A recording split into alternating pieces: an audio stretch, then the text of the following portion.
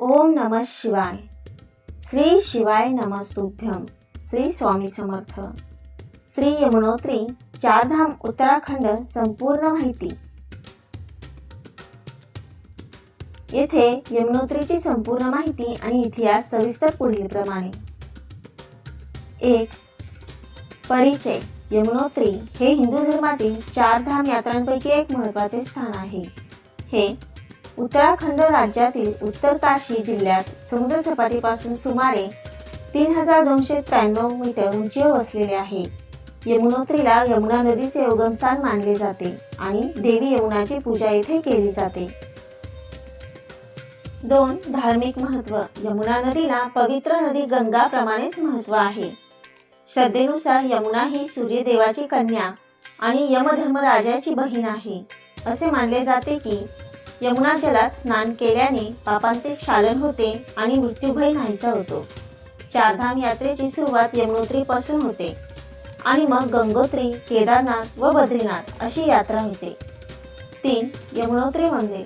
मंदिराचे बांधकाम 1839 मध्ये गढवालचे राजा प्रतापशहा यांनी केले. मंदिरात काळ्या पाषाणाची यमुना देवीची मूर्ती आहे. शेजारीच गंगा देवीची पांढऱ्या संगमरवरी मूर्ती आहे. मंदिर फक्त मे महिन्याच्या अखेरीस म्हणजेच अक्षय तृतीया ते नोव्हेंबरच्या सुरुवातीपर्यंत खुले असते. उर्वरित हिवाळ्यात येथे प्रचंड बर्फवृष्टी होते. 4. उगमस्थान. यमुनोत्री ग्लेशियर. यमुना नदीचा खरा उगम चंपासर ग्लेशियर, उंची 6387 मीटर आहे, जो मंदिरापासून सुमारे 1 किलोमीटर उंच चढावर आहे. ती जागा अत्यंत दुर्गम आणि बर्फाच्छादित असल्यामुळे तीर्थयात्री बहुतेक मंदिरालाच उगमस्थान मानतात. गरम पाण्याचे कुंड.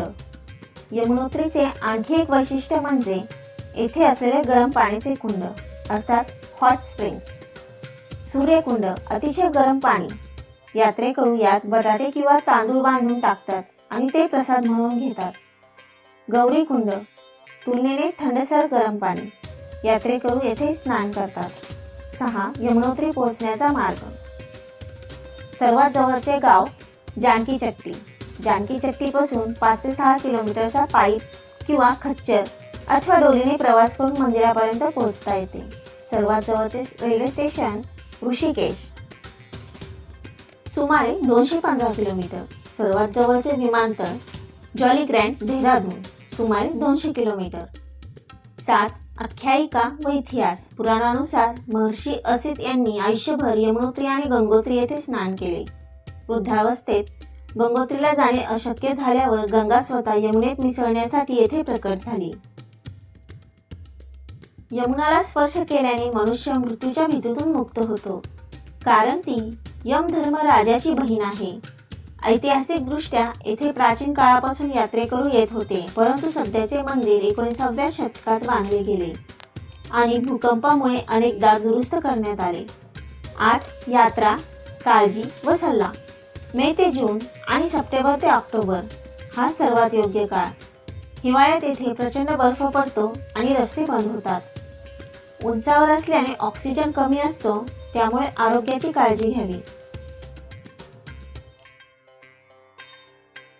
धन्यवाद. श्री शिवाय नमस्तुभ्यं.